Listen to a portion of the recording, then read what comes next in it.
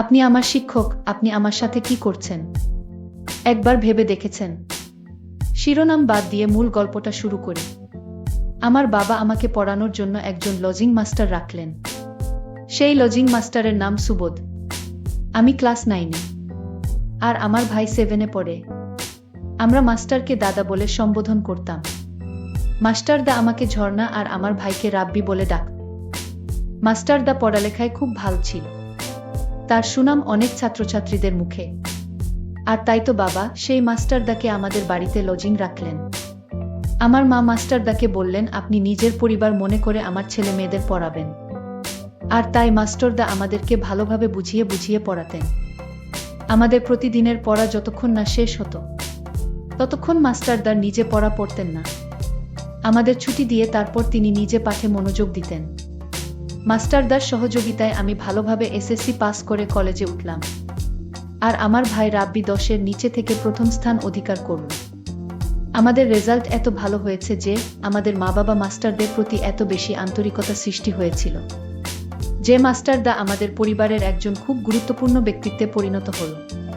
পরিবারের সব কাজকর্ম মাস্টারদার পরামর্শ ছাড়া হতো না।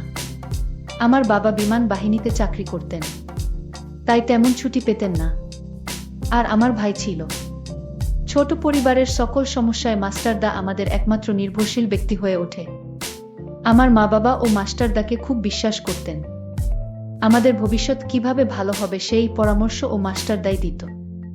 আমাদের পড়ার ঘরটা আমাদের মূল ঘর থেকে আলাদা ছিল। আমাদের মূল ঘর এবং পড়ার ঘরের মাঝখানে বাড়িতে প্রবেশ করার রাস্তা ছিল। পড়ার ঘরে 2খান রুম ছিল, আর তার সাথে বারান্দা। আমরা এক রুমে পড়তাম আর অন্য রুমে মাস্টারদা থাকত। আমি আর মাস্টারদা মুখোমুখি বসতাম, আর আমার ভাই আমার ডান পাশে এবং মাস্টার বাম পাশে বসে পড়ত। কলেজের পড়া একটু কঠিন হওয়ায় একদিন আমার পড়া কিছুতেই মুখস্থ হচ্ছিল না। মাস্টারদা আমাকে বকাবকি করছিলেন আর বলছিলেন সারা রাত বসে থাকবে যতক্ষণ না পড়া শেষ হয়। আমার ভাইয়ের পড়া যখন শেষ, কিন্তু আমার জন্য তাকে বসিয়ে রেখেছে, তখন আমার বাবা বাড়িতে ছিল। মাস্টারদার বকাবকি দেখে আমার ভাইকে বল, রাব্বি তুমি চলে এসো, তোমার দিদির লেখাপড়া এখনো শেষ হয়নি, তাই তোমার দিদি পড়ুক। বাবার কথা শুনে ভাইরা মাস্টারদাকে বলল, তাহলে আমি আজকে যাই মাস্টারদা। মাস্টারদা তাকে ছুটি দিল। আমাকে আরো 3 ঘন্টা ধরে রেখে সম্পূর্ণ পড়া আদায় করে ছুটি দিল। আসলে মাস্টারদার অন্য উদ্দেশ্য আছে মনে হয়। যদি অন্য উদ্দেশ্য না থাকতো তাহলে মাস্টারদা আমায় এত ভালো করে পড়ায় কেন? আর পড়া শেষ হয়ে গেলেও আমায় বসিয়ে রাখে। পড়া সঠিকভাবে আদায় করলেও মাস্টারদা বলতে হয় নাই, আরো ভালো করে এখানে বসে পড়া শিখে তারপর ছুটি হবে তোমার। মাস্টারদার কথা মা বাবা অনেক বিশ্বাস করত। মাস্টারদা যা বলবে তাই হবে। মাস্টারদার কথা ছাড়া আমার মা বাবা কিছু করতেন না, এতটাই বিশ্বাস করতে। আর সেই বিশ্বাসের উপর আঘাত করল মাস্টারদা। যাই হোক, সকালে বাবা আর মাস্টার একসাথে ব্রেকফাস্ট করার সময় বাবা মাস্টারদাকে বললেন, সুবোধ দেখো, তুমি আমার ছেলের মতো, তুমি আমার ছেলের মতো কোনো প্রকার লজ্জা শরম করবে না। মেয়ের পড়া শেষ হয়নি বলে রাব্বিকেও ধরে রাখবে না, তাহলে রাব্বির তাড়াতাড়ি শেখার আগ্রহটা নষ্ট হয়ে যাবে। ঝর্ণার পড়া ভারী, সেটা আমি বুঝি। যতক্ষণ সময় লাগে লাগুক, ওর পড়াশোনা শেষ না হওয়া পর্যন্ত ছুটি দেবে না। প্রয়োজনে সারা রাত লাগুক, তুমি তাই করবে, তোমার সংকোচ করার দরকার নেই। মাস্টারদা বল, হ্যাঁ কাকা বলে মিটিমিটি হাসছিল। বাবার ছুটি শেষে কাজে চলে গেলেন। একদিন আমি ইংরেজি বড় একটা রচনা পড়ছিলাম। একটি রচনা কিছুতেই মুখস্থ হচ্ছিল না। রাত 11টা নাগাদ আমার ভাইকে ছুটি দিয়ে দিলেন। আমি পড়তে লাগলাম। হঠাৎ মাস্টারদার একটি পা আমার পায়ে লেগে গেল। আমি ভাবলাম গুরুজনের পায়ে পা লাগিয়ে দিয়েছি, তাই তাড়াতাড়ি সরিয়ে নিলাম এবং প্রণাম করে নিলাম। মাস্টারদা উৎসাহ দিয়ে আমার মাথায় হাত দিয়ে দোয়া করলেন আর বললেন, লক্ষ্মী মেয়ের মতো কাজ করেছ। তবে একটা কথা মনে রাখবে, যার সাথে ভুলভাবে খারাপ আচরণ করবে তার কাছে সাথে সাথে ক্ষমা চেয়ে নিবে, তাহলে দেখবে তুমি একদিন অনেক বড় হবে, তোমায় কেউ পিছনে ফেলতে পারবে না। আমি বললাম, হ্যাঁ দাদা ঠিক আছে। আমি মাস্টারদাকে দেখলাম আমার প্রতি এক অন্যরকম দৃষ্টিতে তাকিয়ে আছে। মাস্টারদা আমার দিকে এমনভাবে তাকিয়ে আছে আমি পড়তে পারছি না। আমার কণ্ঠরোধ হয়ে আসছে, গলাটা ভাঙা ভাঙা হয়ে গেছে। পড়ার দিকে একটু মনোযোগ দিতে পারছিলাম না। তারপরও সহ্য করে বসেছিলাম। আমি মাস্টারদাকে প্রশ্ন করলাম, আপনি এভাবে তাকিয়ে কি দেখছেন? আমি তোমার মাঝে এমন কিছু দেখেছি যা শুধু দেখা যায় বলা যায় না। মাস্টারদার কথা আমি কিছুই বুঝিনি। আমি অবাক হয়ে গেলাম। আমি মাস্টারদাকে বললাম, আজ আমি পড়ব না, আমি চলে যাই। মাস্টারদার তাকানো আমার কাছে কেমন যেন অদ্ভুত লাগছে। সেদিনের মতো মাস্টারদা পড়া শেষ করল। সেদিন আমার পড়া শেষ না হলেও আমাদের দুজনকে একসাথে ছুটি দিয়ে দিল। মাস্টারের নজরটা আমার কাছে কেমন জানি মনে হলো।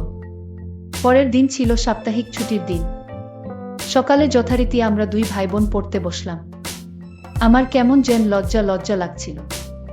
মাঝে মাঝে মুচকি হাসি আসছিল। আমার ভাই একবার বলেই ফেল, দিদি হাসছিস কেন? আমি তাকে ধমক দিলাম। সাথে সাথে মাস্টার তাও একটু থামতে রাব্বির কথা বন্ধ করে দিল। আমি হাঁপিয়ে বাঁচলাম। এর মধ্যেই আমার কলমের কালি শেষ। আর কলম ছিল না। তাই মাস্টারদা রাব্বিকে কিছু টাকা দিয়ে আদেশ করে বলল, রাব্বি যাও তো দোকানে একটা কলম নিয়ে এসো। দোকানে যাওয়ার আদেশ পেয়ে খুশিতে নাচতে নাচতে রাব্বি চলে গেল। রাব্বি চলে যেতেই মাস্টারদা রাব্বির পেন্সিলটা আমাকে দিয়ে অঙ্ক বোঝানোর বাহানা নিয়ে আমার পাশে এসে বসল। আমি অঙ্ক করছিলাম, কিন্তু আমার মন ছিল মাস্টারদার উপর। রাব্বি চলে যাওয়ার পর মাস্টারদা আমার সাথে এক অদ্ভুত আচরণ করার চেষ্টা করল। আমি বললাম, মাস্টারদা আপনি আমার শিক্ষক, বাবার সমতুল্য। আপনি এমন করবেন না। এমন সময় রাব্বি ঘরে এসে হাজির। সেদিন থেকে আমি যেন আরো বেশি মাস্টারদাকে নিয়ে নানান চিন্তায় পড়ে গেলাম। আসলে মাস্টারদার ইদানিং কি হলো আমি কিছুই বুঝতে পারছি না। মাস্টারদা তা এরকম ছিল না। একদিন দুপুরে সবাই দিবা নিদ্রায় মগ্ন। আমিও ঘুমাতে যেতে অনেকক্ষণ ধরে চেষ্টা করে ব্যর্থ হলাম। মাস্টারদার কথা মনে পড়ল। আমি ভাবলাম গিয়ে দেখি মাস্টারদা কি করে। উকি দিয়ে দেখলাম কি করছে। দেখি মাস্টারদা ঘুমায়নি, বরং আমাকে দেখা মাত্রই চমকে উঠল। আমি চারিদিকে তাকিয়ে দেখলাম। মায়ের ঘরে গিয়ে দেখলাম গভীর ঘুমে ঘুমিয়ে আছে। তারপর চুপি চুপি মাস্টারদার রুমে গেলাম। আমি মাস্টারদার রুমে গিয়ে মাস্টারদাকে ডাক দিয়ে তুললাম। ডাক দিতেই মাস্টারদা ঘুম থেকে উঠে পড়ল। আসলে মাস্টারদাও ঘুমায়নি, মাস্টারদা জেগেই ছিল। আমি মাস্টারদাকে বললাম, আপনি এত রাত হলো ঘুমান না কেন? মাস্টারদা বলল, আমার ঘুম আসছিল না। মাস্টারদা তখন আমায় বলল, তুমি এত রাতে আমার রুমে কেন? মাস্টারদা, আমি আপনার রুমে এসেছি একটা প্রয়োজনে। মাস্টারদা বলল, কি প্রয়োজন? সে তখন আমায় বলল, আপনি ওই দিন আমার দিকে তাকিয়ে কি দেখছিলেন? আপনি বলছিলেন সেটা শুধু দেখা যায় বলা যায় না। মাস্টারদা আমার কথা শুনে অবাক হয়ে বলল, সেটা তোমাকে এখনই বলতে হবে।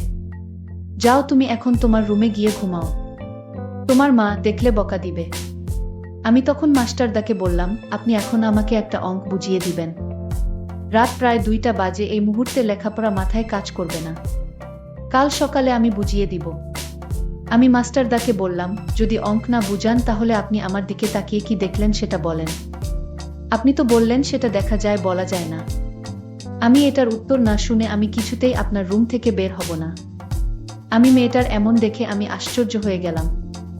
আচ্ছা, তুমি তো কোনদিন এমন করো না, আজ কি তোমায় ভূতে ধরেছে নাকি? আমি মাস্টারদাকে বললাম, মাস্টারদা আপনি যেদিন আমার দিকে তাকিয়ে কি দেখেছিলেন আর বললেন এটা দেখা যায় বলা যায় না, আমি যেদিন এই কথাটা আপনার মুখে শুনলাম সেদিন থেকে আমি ঠিকমতো ঘুমাতে পারছি না। আমার বারবার জানতে ইচ্ছা হয় কি এমন জিনিস আমার মাঝে আছে, দেখা যায় কিন্তু বলা যায় না। আজ রাত কিছুতেই ঘুম আসছিল না। এই কথা ভাবতে ভাবতে আর তাই আমার ঘুম আসছিল না। আমি আমার ছাত্রীকে বললাম, শোন, আজ না কাল আমি সত্যি বলবো। এখন রাত অনেক হয়েছে, প্রায় ফজরের আয়ান পড়বে। তুমি যাও গিয়ে ঘুমাও। ঝর্ণা তার রুমে গিয়ে ঘুমিয়ে গেল। পরদিন আমার বাবা আসলেন, এসে মাস্টারদাকে ডাক দিলেন আর বললেন, কেমন পড়াচ্ছেন আমার ছেলে মেয়েদেরকে? এবার কি তারা ভালো রেজাল্ট করতে পারবে? মাস্টার বলল, হুম কাকা, আপনি কোনো চিন্তা কইরেন না, ওরা এবার ভালো রেজাল্ট করবে, আপনি নিশ্চিত থাকুন। মাস্টারদার কথা শুনে বাবা কিছুটা আস্থা পেলেন। বাবা বাড়িতে 2 দিন ছুটি কাটিয়ে চলে গেলেন। পরের দিন আমরা মাস্টারদার কাছে পড়তে বসলাম। মাস্টারদা বললেন, আজ পড়া শেষ না করে কারো ছুটি হবে না। আমি আজ পড়া শিখে আসিনি। মাস্টারদা আমার ছোট ভাইয়ের পড়া আদায় করে নিয়ে বললেন, তুমি চলে যাও, তোমার ছুটি। রাব্বি তখন ছুটি পেয়ে চলে গেল। ঝর্ণা বলল, আমি তো স্যার আজ পড়া শিখিনি। আমি বললাম, কেন শিখনি? তোমার বাবাকে আমি কথা দিয়েছি তুমি এবং তোমার ভাই পরীক্ষায় ভালো রেজাল্ট করবে। আমার ছাত্রী ঝর্ণা বলল, মাস্টারদা আপনি আমার পড়ালেখার মনোযোগ নষ্ট করেছেন। আপনার জন্যই আমি পড়া শিখে আসতে পারিনি। আমি ঝর্ণার কথা শুনে বললাম, কেন, আমি আবার কি করেছি? ঝর্ণা আমার কথার উত্তর দিয়ে বলল, মাস্টার সেই কথার উত্তরটা পেলাম না। মাস্টারদা বলল, ও তাই, সেটার জন্য তুমি পড়া মুখস্থ করতে পারোনি। ঠিক আছে, আজ রাতে তুমি আমার রুমে এসো, আমি বলবো, তোমার উত্তর পেয়ে যাবে। মাস্টারদাকে আমি বললাম, আপনি এখন বলেন, আমি রাতে আসতে পারবো না। মাস্টারদা বলল, এই কথা আমি এখন বলতে পারবো না, আজ রাতে বলবো। যাও, এখন তোমার ছুটি। মাস্টার এমন কথা শুনে আমার অনেক রাগ হলো। কি এমন কথা দিনে বলা যাবে না, রাতে বলতে হবে? আসলে আমি মাস্টারদার লক্ষণ কিছুই বুঝতে পারছি না। আমি ভাবলাম আজ রাতে আমি তার কাছ থেকে কথাটা জানব। তারপর রাত হলো। আমি চুপি চুপি মায়ের রুমে গেলাম, মা ঘুমাচ্ছে। তারপর মাস্টারদার রুমে গেলাম। মাস্টারদার রুমে গিয়ে দেখলাম মাস্টারদা রুমে নেই। এটা রাতে মাস্টারদা কই গেল? আমি মাস্টারদার রুমটা ভালো করে খুঁজে দেখলাম মাস্টারদা রুমে নেই। কোথায় গেল এত রাতে? তারপর আমি মাস্টারদার রুম থেকে বের হয়ে গেলাম, বাথরুমের দিকে গেলাম, সেখানেও খুঁজে পেলাম না। আমি মাস্টারদাকে ডাক দিলাম, সুবোধ দাদা, আপনি কোথায় গেলেন? আমি খুঁজে না পেয়ে মায়ের রুমে গেলাম। মাকে ডাক দিয়ে বললাম, মা, মাস্টারদা কোথায় গেল? মা বলল, কি বলিস, মাস্টারদা তো কোথাও যাওয়ার কথা না, বাহিরে গেট লক করা। হঠাৎ মনে পড়ল ছোট ভাই রাব্বির রুমটা চেক করার বাকি। তারপর রাব্বির রুমে গেলাম। তারপর রাব্বির রুমে গিয়ে দেখলাম মাস্টারদা রাব্বির ঘরে লাশ হয়ে পড়ে আছেন। আমি তা দেখে চমকে উঠলাম। আমি মাকে বললাম, কি হলো এটা? আমি তো কিছুই বুঝলাম না। মাস্টারদার শরীরে কোনো আঘাত নেই, তাহলে মরল কি করে? আমার ছোট ভাইটা বিছানা থেকে উঠে বলল, আমি সব জানি, মাস্টারদা কিভাবে মারা গেছে। রাব্বিকে জিজ্ঞেস করলাম, কিভাবে মারা গেছে বল। রাব্বি তখন যা বলেছিল তা শুনে আমার আত্মাটা কেঁপে উঠল। রাব্বি বলল, মাস্টারদা মরার আগে আমার রুমে এসে আমায় ডাক দিয়ে বলল আমি দরজাটা খুলতে। আমি দরজাটা খুলে দিতেই মাস্টারদা আমার রুমে আসলো। তারপর আমায় বলল, আজ আমার মেয়ের আত্মা কিছুতেই আমায় ছাড়বে না, আমাকে আজ মেরেই ফেলবে।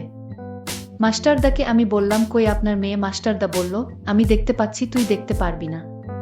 তুই তোর আপুকে বলিস। আমি তোর আপুর দিকে তাকিয়ে থাকতাম, কারণ তোর আপুর চেহারায় আমার মেয়ের আত্মাকে দেখতে পেতাম। আমার মেয়ে আমায় ইশারায় বলতো, এটা কাউকে বলা যাবে না, তুমি আমায় দেখতে পারবে কিন্তু কাউকে বলা যাবে না। আমি যখন ঝর্ণার দিকে তাকিয়ে থাকতাম, তখন ঝর্ণার চেহারায় আমার মেয়ের আত্মার ছবি দেখতে পেতাম। আর আমি যখন সিদ্ধান্ত নিলাম আজ ঝর্ণাকে বলে দিব আমি তার দিকে তাকিয়ে কি দেখতাম, কিন্তু আমার মেয়ে বারণ ছিল এই কথাটা না বলার জন্য। আমি আমার মেয়ের আত্মাকে বলেছিলাম, আমি ঝর্ণাকে মিথ্যা কিছু বলতে পারবো না। এই কথার জন্য আমার মেয়ের আত্মা আজ আমাকে মারতে আসলো, আজ আমার জানটাও কেড়ে নিবে। আমি রাব্বিকে বললাম, এটা তুই কি করে জানলি? রাব্বি বলল, মাস্টারদা রাতে ভয় পেয়ে আমার রুমে চলে আসছিল, আর আমার হাতে একটা চিঠি দিয়ে বলল, এটা তোর আপুকে পড়ে শোনিস। আর আমি চিঠিতে পড়ে তা জানতে পারলাম, মৃত্যুর আগে আমার সাথে সব বলে গেছেন আপু। আমি এখন বুঝতে পারলাম মাস্টারদা কেন আমার দিকে তাকিয়ে থাকতো। আজকের গল্পটি এখানেই শেষ করলাম। ভালো লাগলে চ্যানেলটি সাবস্ক্রাইব করে পাশে থাকবেন। ধন্যবাদ।